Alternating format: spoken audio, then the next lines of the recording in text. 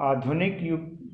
आज हम BCom part third जो पेपर सेकंड है बीमा का, उसमें एजेंसी लॉ यानी एजेंसी विधि के मूल तत्व और बीमा एजेंट संबंधी नियमों के बारे में जानेंगे।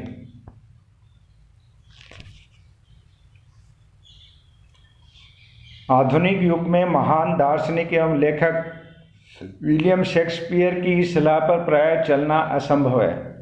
उन्होंने क्या सलाह दी थी? प्रत्येक व्यक्ति को अपने अनुबंध स्वयं ही करने चाहिए तथा किसी एजेंट पर भरोसा नहीं करना चाहिए। कारण स्पष्ट है कि आधुनिक युग में तो ऐसा हो नहीं सकता। इसका कारण क्या है कि आधुनिक युग का व्यवसायी अपने सभी अनुबंध एवं लेन देन स्वयं नहीं कर सकता है, अतः उसे एजेंट नियुक्त करना ही पड़ता है।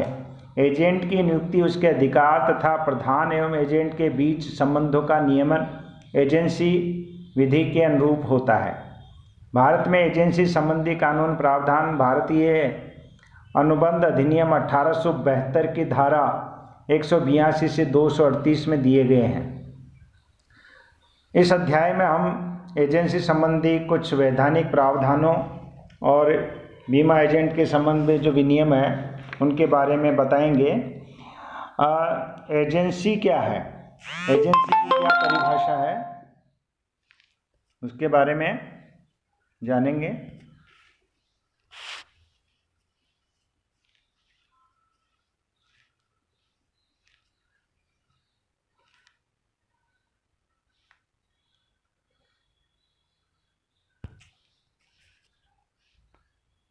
इसके बारे में जानेंगे। एजेंसी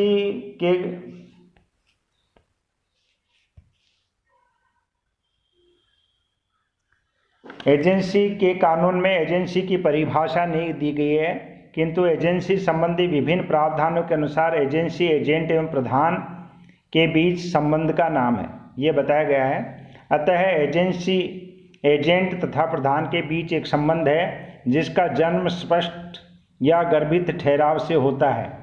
इस ठहराव के द्वारा प्रधान नियोक्ता को अपनी ओर से कार्य करने या अन्य पक्षकारों के साथ लेन देन में अपना प्रतिनिधित्व करने तथा उनके साथ यानी प्रधान का अनुबंधात्मक संबंध स्थापित करने के लिए अधिकृत किया जाता है। संबंध का नाम। एजेंसी के आवश्यक तत्व आपको मैं बताऊंगा। एजेंसी के आवश्यक तत्व, उसमें पहला है संबंध का नाम। एजेंसी एजेंट तथा प्रधान के बीच संबंध का नाम है। दूसरा है ठहराव द्वारा जन्म। एजेंसी का जन्म एजेंट तथा प्रधान के बीच ठहराव से हो सकता है। इसके लिए किसी अनुबंध का होना अनिवार्य नहीं है, यानी ठहराव से भी हो जाता है एजेंसी। ऐसा इसलिए कि अवैध व्यक्ति एजेंट बन सकता है। वह अवैध व्यक्ति कॉन्ट्रैक्ट नहीं कर सकता, लेकिन वो एजेंट बन सकता है क्योंकि वह ठहराव तो कर सकता है। फिर है आवश्यक लक्षण में एजेंसी का ठहराव स्पष्ट या गर्भित ठहराव से हो सकता है। इसका लिखित होना अनिवार्य नहीं है।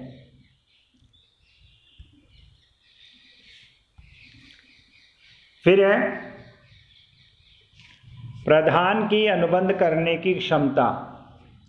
एजेंसी ठहराव में प्रधान में अनुबंध करने की क्षमता होना आवश्यक है। यानी प्रधान जो है, जो एजेंट नियुक्त करता है वो प्रधान कहलाता है। उसमें जरूर क्या होना चाहिए? अनुबंध करने की क्षमता होनी चाहिए। ठीक है। फिर है अगला 5वां पॉइंट,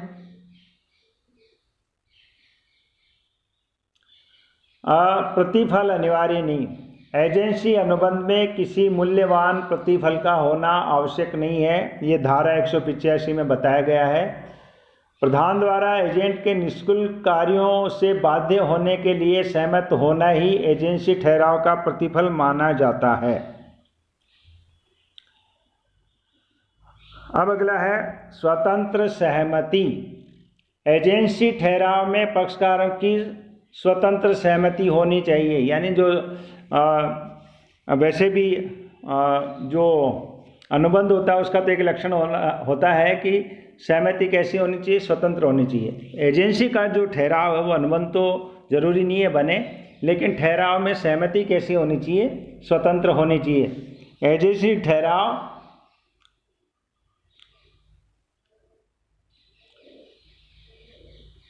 को इसलिए सहमति जन्य संबंध भी कहते हैं। एजेंसी ठहराव को क्या कहते हैं, सहमति जन्य संबंध, कॉन्सेंसुअल रिलेशन भी कहते हैं। फिर है अगला है 7वां,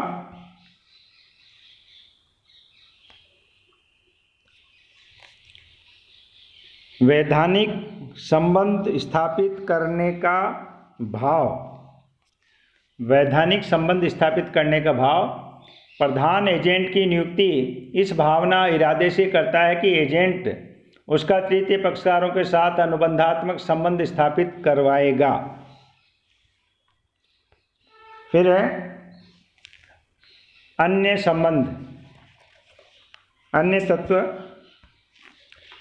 एजेंसी वैध तभी होती है जबकि उसमें भी एक वैध अनुबंध से अन्य सभी तत्व विद्यमान हो। अतः एजेंसी कार्य का अर्थ निश्चित हो, उद्देश्य वैध हो तथा देश के राजनियम के अनुरूप सभी आवश्यकताएं भी पूरी की गई हो।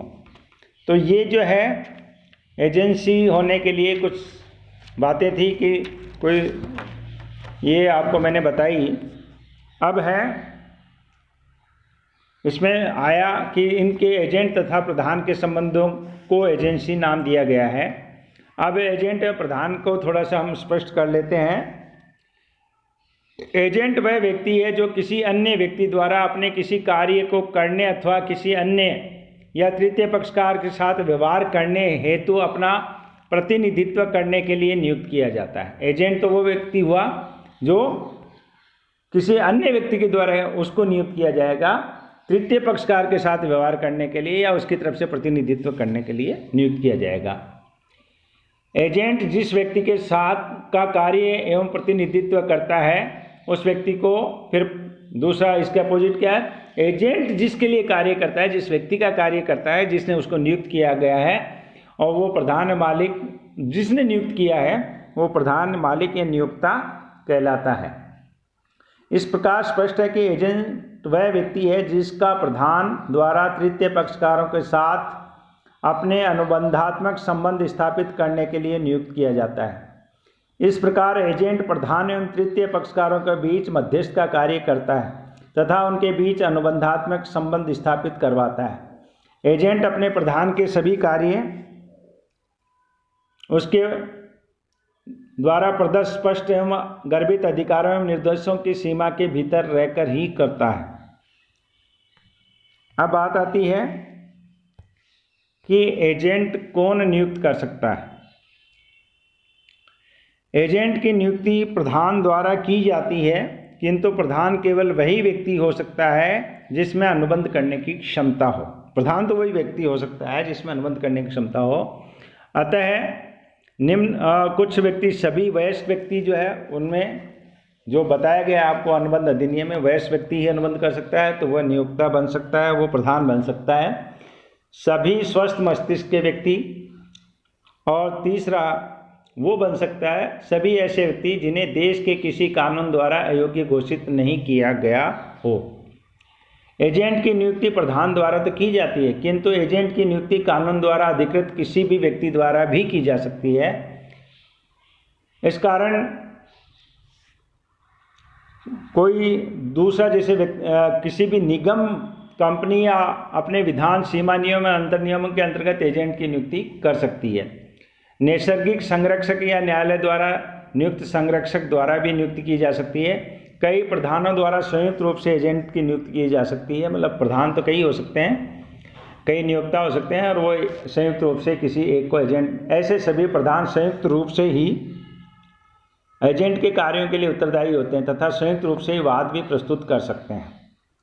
अब अगला पॉइंट आता है कि ये तो आया कि प्रधान कौन बन सकता है, तो ये जो अनुबंध करने की क्षमता रखता है वो बन सकता है, और इसके अलावा कंपनियां वगैरह भी बन सकती हैं। अब बात आती है कौन व्यक्ति एजेंट बन सकता है। प्रधान एवं अन्य व्यक्तियों के बीच कोई व्यक्ति एजेंट बन सकता है, कोई भी प्रधान अन्य व्यक्ति। अतः अनुबंध करने की क्षमता रखने वाले व्यक्ति तथा ऐसी क्षमता नहीं रखने वाले व्यक्ति भी सभी एजेंट नियुक्त किए जा सकते हैं। बहुत से प्रधान में तो ये लागू है कि अनुबंध करने की क्षमता रखने वाला ही हो सकता है, लेकिन इसमें जो क्षमता नहीं रख सकता वो भी एजेंट हो सकता है। अतः अवयस्क अस्वस्थ मस्तिष्क के व्यक्ति भी एजेंट नियुक्त किए जा सकते हैं। इसका कारण यह है कि एजेंसी की स्थापना करने के लिए ठहराव का होना ही पर्याप्त है, अनुबंध का होना अनिवार्य नहीं है। किंतु किसी भी अवयस्क या अस्वस्थ मस्तिष्क के व्यक्ति को एजेंट नियुक्त करना जोखिम भरा कार्य है।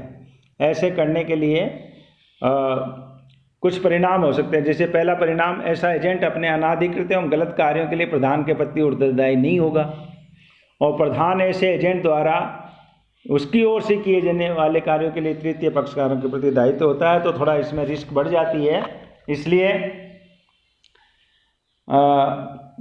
अवयस्क या अस्वस्थ मस्तिष्क का व्यक्ति के रोग तो नहीं है, पर अगर उनको एजेंट नियुक्त किया जाता है तो उसके परिणाम जो है वो प्रतिकूल जा सकते हैं। धन्यवाद।